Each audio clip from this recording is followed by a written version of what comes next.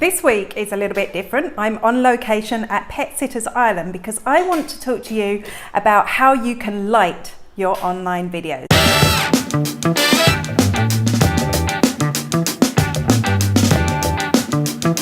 A common mistake to make when you are lighting your online videos is to put a light right in front of your face because you think it's going to be flattering when you switch it on, but when you do, it makes you squint because you're staring straight into the light. And actually, even though Kate looks beautiful, as always, this isn't the most flattering light. So what I'm going to show you today is what we call 3-point lighting. But actually, I'm just going to show you 2 points. And 3-point lighting takes 3 lights. You have a key light, and this is a strong light that will light the majority of your subject, and that gives you a little bit of shadow, which means it's a little bit more flattering.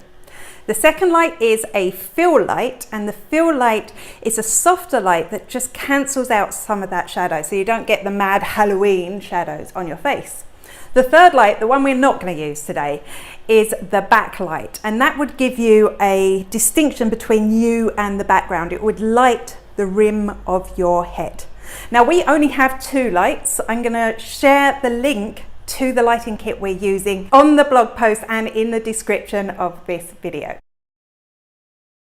This is light number 1, and because I want to get the strongest light possible, I'm just going to take this cover off it because it will give us a brighter and stronger light. I've set up the key light now, and it's just to the front of Kate and to the left of Kate. So see what happens when I switch it on. Now to add the fill light. We've now got the key light set up, and we can see it's very bright on the left hand side of Kate's face. We've got a bit of shadow, it's accentuating her features, it's a much more flattering light. But we need to cut down on those shadows a bit, so I'm going to now place the fill light, and I've left the gauze on this one, so it's a softer light, and I'm just going to move it in similar angle to I have the key light, a little bit further away, because remember this should be a softer light. Let's have a look at that. Oh wow.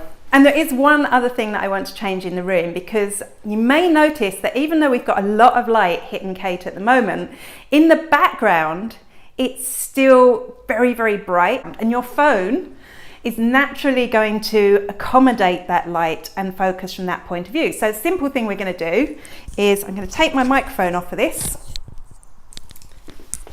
and we're going to go and close that door.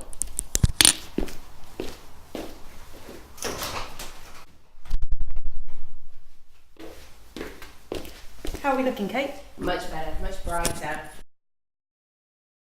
Kate, you had a question. Yeah, so we have quite a bit of light behind us here in the logo. Obviously the logo's got a shiny effect on it. It's kind of picking up a reflection. Okay, there's 2 things you can do. The really easy thing is that you could move yourself in the way of the light. So if you just move to my left a little bit, that's it. Yep, sorted. And the second thing you can do, you can, and this is easier if you've got someone to help you, you can actually do what we call flag the light, which means that you get a dark piece of card and you hold that up to push the light away from the background. Let me show you. Now you can see the problem in the background here. It's this white light that's reflecting in. So I've got my flag, and I'm going to hold this right up next to the side of the light and then slowly bring it in. Kate, you can tell me when it's gone. Yep, it's gone. There you go. Now can you stand back in frame for me?